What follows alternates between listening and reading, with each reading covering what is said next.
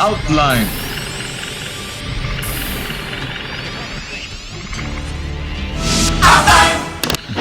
He admirado siempre como un gran locutor y un talento como productor, como creativo, que es Luis Gerardo Salas. Uh-huh.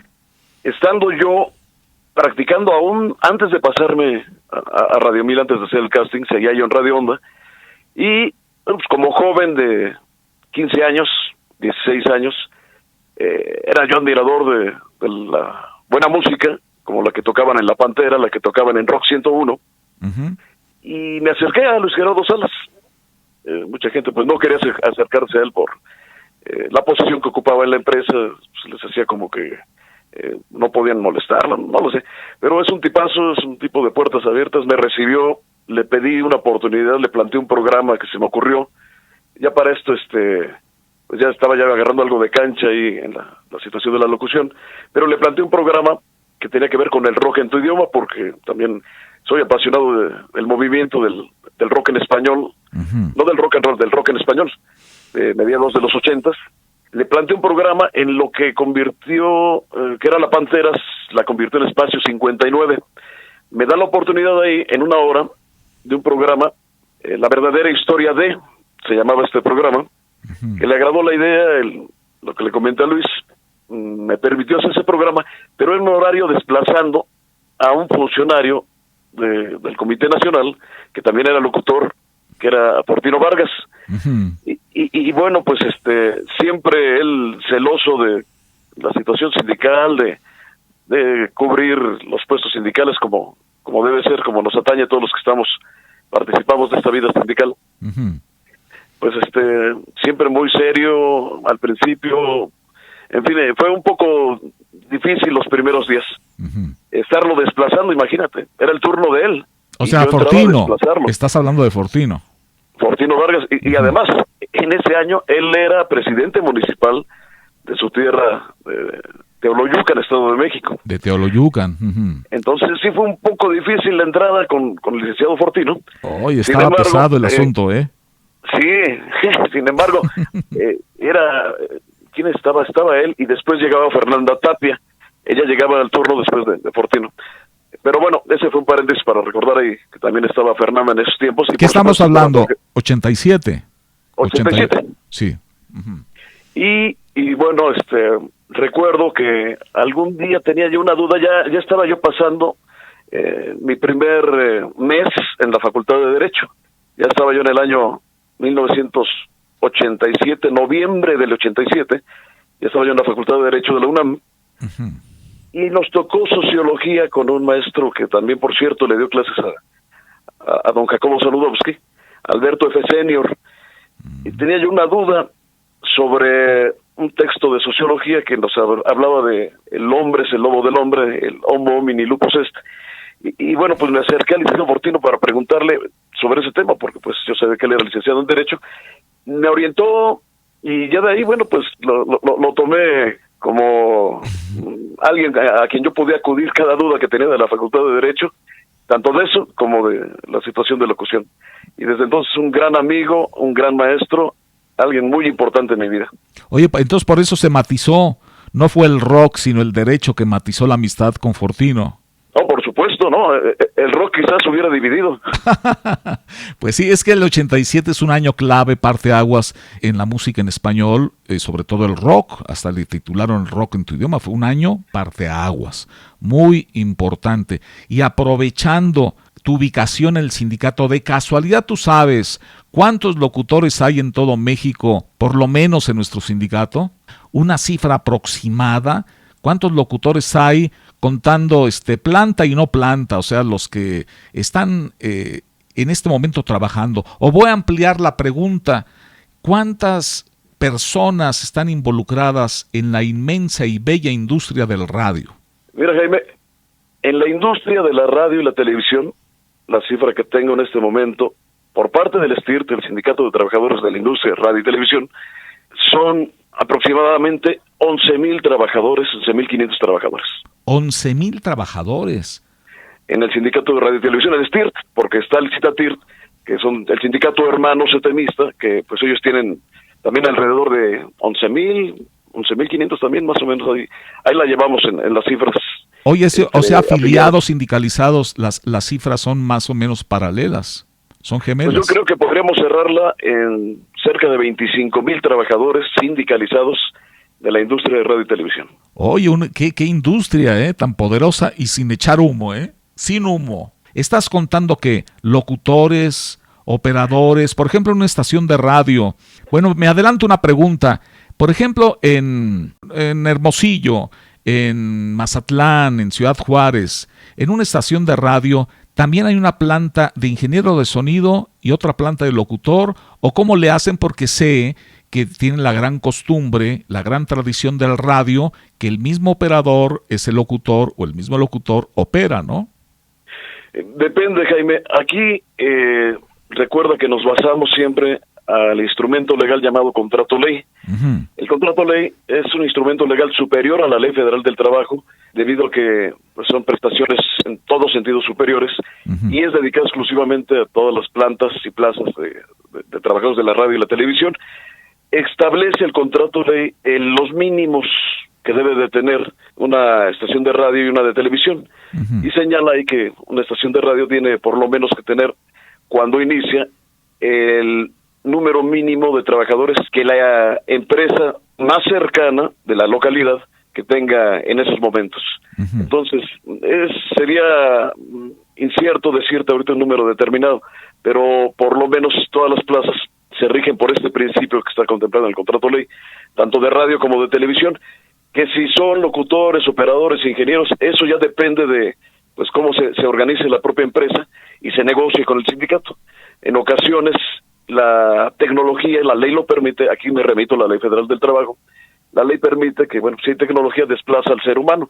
¿Y qué ha sucedido en esos casos? Bueno, pues hay tecnología suficiente para que desplace al ser humano en provincia y han decidido, pues, negociar con el sindicato y cambiar la plaza. Bueno, uh-huh, ya no voy a tener operador, vamos a convertir al locutor en operador, locutor-operador, pero esa plaza me la cambias por una de ingeniero en sistemas. En fin, todo esto se puede platicar y negociar siempre buscando preservar uh-huh tanto la membresía del sindicato como el funcionamiento de la empresa, porque, como lo dice nuestro líder, don Ricardo Acedo Samaniego, puede haber una empresa sin sindicato, pero no puede haber un sindicato sin empresa. Y aquí por eso siempre le apostamos a conservar las fuentes de empleo y apostarle porque las empresas ganen, como también dice nuestro líder Ricardo Acedo. Siempre tenemos que buscar que ganen las empresas y ya después, como él dice coloquialmente, nos pelearemos en buena lid con las empresas por distribuir esas ganancias, pero no podemos buscar repartir riqueza en donde no existe una empresa. Entonces, claro, es primordial siempre la conservación de las empresas. Oye, qué postura y qué frase, ¿eh? Está muy buena esa postura. Me regreso, Carlos, Entonces ha habido mutación en las plantas de radio. Yo tengo entendido, por ejemplo, en una estación AM, antes había 5 locutores, 4 operadores, 4 ingenieros de sonido. En el grupo de estaciones había tantas secretarias continuistas que pertenecíamos todos al sindicato, pero supongo que entonces han transmutado algunos puestos. Por ejemplo, entonces a lo mejor el de locutor se hizo en alguna estación de la República, se hizo ingeniero, o la planta de ingeniero se hizo locutor. ¿Así lo debo de entender? En algunas plazas, en algunas estaciones, se ha dado esta transmutación a la que te refieres. Sin embargo, en muchas de ellas se han dado cuenta que lo mejor, aunque con un solo trabajador que sea locutor y operador o ingeniero de audio, como tú le llamas, se puedan ahorrar unos pesos, a la postre se han dado cuenta que no es exactamente un beneficio económico, porque siempre la división del trabajo crea especialidades. Entonces, mientras más dividido sea el trabajo en esta industria, por lo menos, que haya un operador dedicado exclusivamente a toda la situación de la operación y un locutor dedicado a la voz, a la creatividad, a transmitir los mensajes, a conducir, a entrevistar, siempre creo que harán mejor el trabajo cuando está esa división. Hay plazas, hay estaciones en donde se ha dado eso y han regresado al viejo esquema, en donde se negoció con el sindicato que el locutor fuera el operador y el operador desapareciera de esa plaza y cambiarla, te repito, catafixiarla, como decían ahí con Chabelo y Jorge Alberto. Sí. se ha decidido catafixiarla por otra, pues después han regresado al mismo esquema. Aquí, por ejemplo, en NRM Comunicaciones, continuamos con ese esquema que yo no diría ni anacrónico ni viejo, yo diría que es eficiente y es la mejor manera en la que esa división del trabajo puede dar mejores resultados a quien va dirigida, que es el auditorio. ¿Por qué? Porque así le puedes dar una mucho mejor calidad de producción de un lado, en la operación, y mucha mejor calidad de locución del otro lado. Una pregunta muy inocente, pero también sindical. Una pregunta muy inocente. Por ejemplo, estamos viviendo la etapa 3 del radio, que tiene una característica de grandes programas de contenido hablado, sobre todo noticioso, y en cualquier programa de contenido hablado, pues se requieren muchos productores, vamos a llamarle así, productores de audio, de radio. ¿Existen plazas hoy en día de productores de audio, de radio? Sí, existen plazas de productores, no en todas las empresas. Hay empresas en donde, por ejemplo, existe la plaza de productor, en donde existe la plaza de redactor, en otras no. Es amplio el catálogo. Si tú revisas el contrato ley, las plazas, son muchísimas las plazas que se marcan para la industria de radio, y la de televisión, ¿qué te digo? Muchísimas también, o sea. Claro, muy amplio. Y han ido evolucionando. Además, las plazas listadas en el contrato ley son solamente enunciativas. Mientras pues, se da la evolución tecnológica, pues hoy le puedes llamar de una forma y el día de mañana surge nuevas fuentes de empleo, nuevas plazas, como por ejemplo ahora, sabes que está ya muy ligado de la mano todos los medios de comunicación con la red de redes, con la situación de las páginas web. Ya no hay estación de radio que no tenga su propia página, su página web, y aquí han entrado en juego plazas nuevas que hemos ido tratando de ocuparlas con personal sindicalizado. Entonces, esto es variable, pero siempre, repito, ninguna oportunidad que tenga la empresa de eliminar plazas le va a ser redituable en cuestión de calidad. Yo creo que mientras más eliminas plazas y más concentras el trabajo en una sola persona, lo que le llaman multihabilidades o multifunciones, pues a la larga siempre va en perjuicio de la calidad. Otra pregunta inocente, de primaria, pero esto es en aras de las personas que únicamente son radioescuchas y que, o sea, que son una parte vital en el radio, porque son los que complementan a ellos, está dirigido el radio, y no están involucradas en los bulbos y en las cosas sindicales. A lo mejor muchos compañeros sí se la saben, pero las personas que no han trabajado en radio no.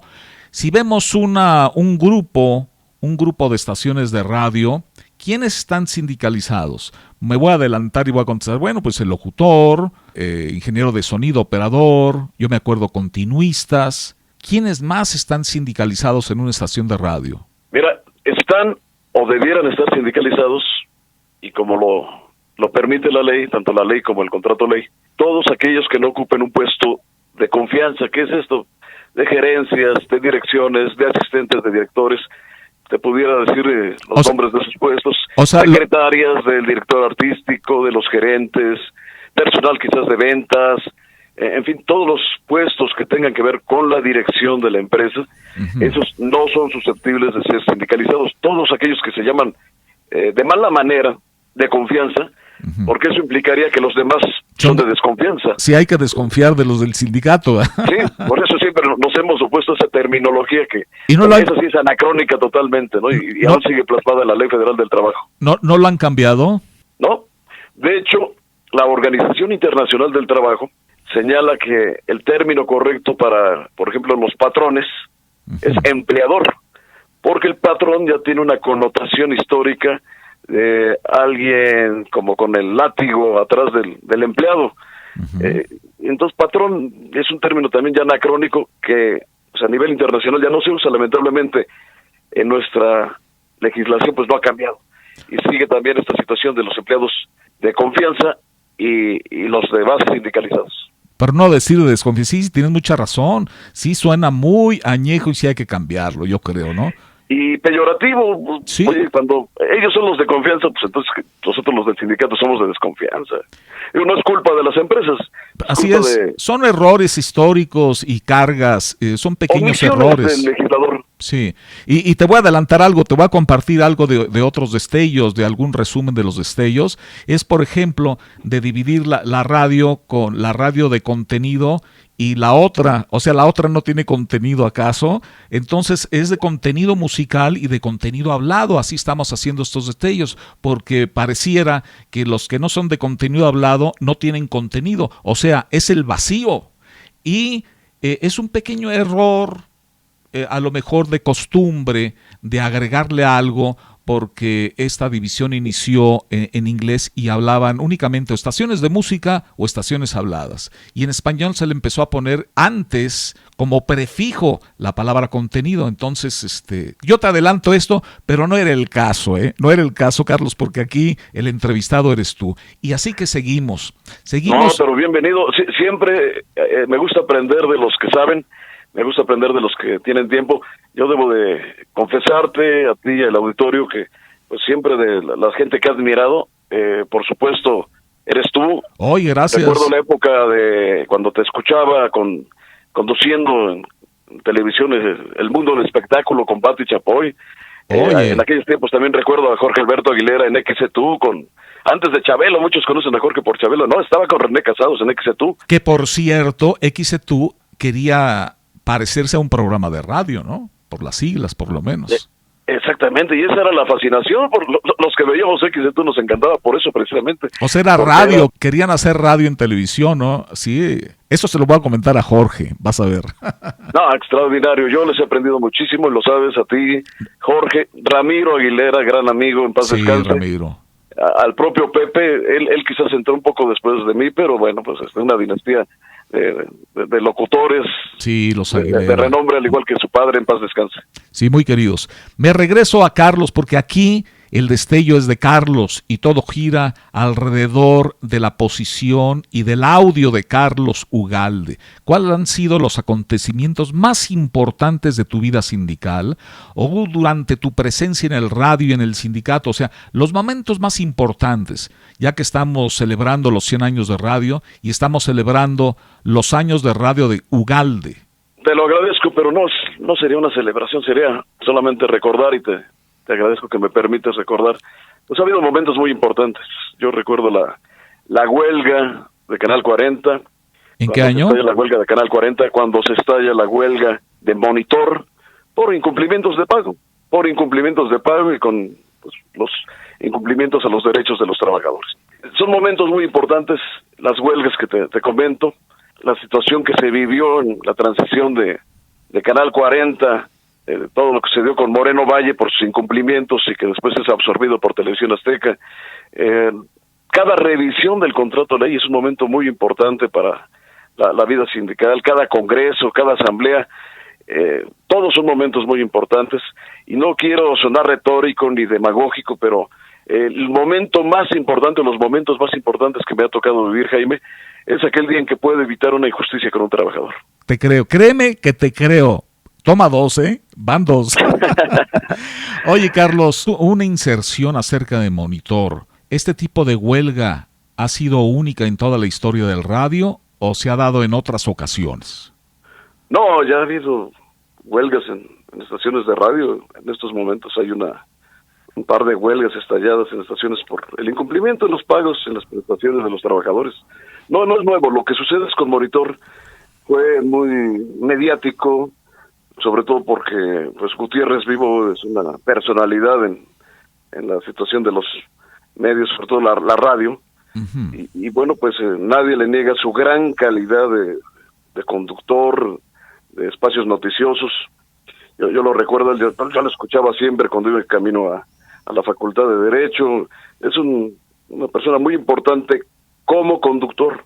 Lamentablemente como patrón pues dejó mucho que desear el señor, al igual que los patrones que incumplen, y bueno, pues recuerdo que les debía a algunos 4, 5, 6 quincenas atrasadas. O sea, la gente perdió patrimonio, la gente, no sabes todos los dramas, porque una huelga, cuando estalla, pues muchos hacen hasta fiesta, porque pues atacas la injusticia que comete el patrón, pero pues después para mantener la huelga y todo lo que origina, pues hay, repito, gente que perdió hasta su patrimonio y todo por un mal patrón, porque bueno, pues como conductor y analista político y lo que fuera Gutiérrez Ribó, el respeto total, pero como patrón pues dejó mucho que desear y tuvo que estallársele una huelga que es el último recurso que tiene el sindicato y que quiere ejercer el sindicato, el último derecho, porque al estallar una huelga nadie gana, todos pierden. Sin embargo, pues hay momentos en que hay que tomar la decisión porque pues ya era insostenible, ¿no? Era insostenible la situación que vivían ahí nuestros compañeros. ¿Cuánto tiempo duró la huelga? Pues fueron muchos años, Jaime, que duró esta huelga y lamentablemente con las afectaciones económicas en el patrimonio de 86 trabajadores y pues quedarse sin empleo la gran mayoría, que poco a poco los hemos tratado de ir reubicando, pero sí hay historias terribles en donde hay un compañero muy estimado, Francisco Santana, un reportero, me platicaba, ¿no? Que, bueno, pues, perdió prácticamente todo, me lo encontré hace algunos días, él sigue trabajando ahora en Televisa, y bueno, anda con una moto ahí reporteando, porque ya no tiene ni un automóvil, ¿no? Gente tan extraordinaria, de tanto valor que pues, terminó con esta situación. Por eso te repito que siempre lo ideal es pues tratar de arreglar la situación. Claro, matizarla. Pero en la práctica, en la realidad, ¿qué ocurrió? Incumplió, o sea, no le pagaban a los trabajadores, no le pagaban al reportero, no le pagaban a nadie, ¿no? Y luego fueron a la huelga duró unos años, no prosperó, ¿y en qué terminó? ¿Nadie cobró? No, una huelga termina, aquí lo que sucedió es que traspasaron los derechos litigiosos, digamos, de la huelga a uno de los postores secundarios. El postor primario en cualquier huelga son los trabajadores. Sí. Aquí los que tienen, porque tenía muchas demandas Gutiérrez Ribó, no solamente tenía deudos con los trabajadores del sindicato, sino para los trabajadores de confianza, para con bancos, para con el Seguro Social, en fin, pero el primer postor es el sindicato. Los derechos litigiosos del sindicato los absorbe, digamos que los compra, por decirlo de alguna manera, un banco y de la Banca Nacional, y bueno, pues con ese dinero se trata de repartir equitativamente, se reparte equitativamente ese dinero y proporcionalmente a la antigüedad y salarios de todos los trabajadores. Digo, nunca se resarce el daño que ha causado, pero bueno, algo, después de años de huelga, algo se pudo recuperar. Ah, ok, así fue el caso. Sí, perdón la pregunta, pero es que ignoraba yo todo el proceso legal. Ya salió el doctor en Derecho, Carlos Ugalde. Gracias, Carlos, gracias. Pero me regreso entonces. Hay una pregunta clave, esa transición del núcleo Radio 1000 a NRM Comunicaciones. ¿En qué año se da y cuál es tu opinión al respecto durante todos estos años? A mediados de los 90, 95, 96, llega don Edilberto Huesca como socio de la familia Salas, del licenciado Guillermo Salas Peiró, y va haciendo una transición que no puede definirse en un solo momento, en un solo año, una transición de 2 o 3 años, 4 años, en los que poco a poco, bueno, pues el licenciado Salas va empezando a dejar más el control de la empresa, y llega un momento en que pues don Edilberto se negocia con el licenciado Salas y se hace de las acciones de la familia Salas para pues ya convertirse en el director general y bueno, pues prácticamente ya en el dueño de NRM Comunicaciones. Y viene este cambio de nombre pues como una estrategia de mercadotecnia, un nombre que viene siendo, obviamente nos rememora en Núcleo Radio 1000 la NRM, las siglas, pero que bueno, pues el nombre de NRM Comunicaciones ya es un nombre más moderno, enfocado ya al que venía siendo ya el siguiente milenio, cuando inicia el año 2000. ¿Algo que agregar, Carlos? Pues Jaime, solamente agradecerte esta iniciativa de realizar destellos de lo que ha sido la radio y que me consideres humildemente, hay lo poco que pueda yo aportar. Hay personalidades extraordinarias, todas las que ya he mencionado, y me disculpo con los que no mencioné, pero hay grandes personalidades que han hecho la radio, por lo menos desde que yo tengo uso de razón, desde los 70s a la fecha, personajes vigentes, y uno de ellos hace unos momentos fuera del aire te lo mencionaba también, quien es mi jefe y amigo, don Edilberto Huesca Perrotín, que ha creado una empresa sólida, una gran empresa, NRM Comunicaciones, y que debo mencionar y confesarte esto, vamos a hacerlo público, pero me da siempre mucho orgullo platicarlo. Es de las pocas empresas que por su buen manejo generan extraordinarias utilidades a sus trabajadores y que nunca se conculcan esas utilidades, porque hay, en cualquier empresa, no solo en la radio y televisión, pero hay empresas que, pues con argucias fiscales, hacen hacia un lado su obligación de repartir utilidades. Y aquí en esta empresa, NRM Comunicaciones, desde que entró el señor don Edilberto, hemos tenido las mejores utilidades en toda la industria de la radio y la televisión. Y lo repito, en toda la industria de la radio y la televisión. Y esto lo puedes verificar porque lo hemos hecho público, don Ricardo Acedo Samaniego, nuestro líder nacional, en diferentes ocasiones a través de nuestra revista, nuestro medio de comunicación que se llama Resonancias. Ha felicitado a don Edilberto por ese manejo y por esa deferencia siempre, y por ese respeto al Estado de Derecho y por ese cariño a sus trabajadores. Y bueno, pues esto no quería dejarlo pasar, quería comentarlo, y nuevamente te repito, agradecerte a ti y que me hayas permitido compartir estas vivencias. Siempre es un honor escucharte y platicar contigo, Jaime. Muchas gracias, Carlos. Muchas gracias.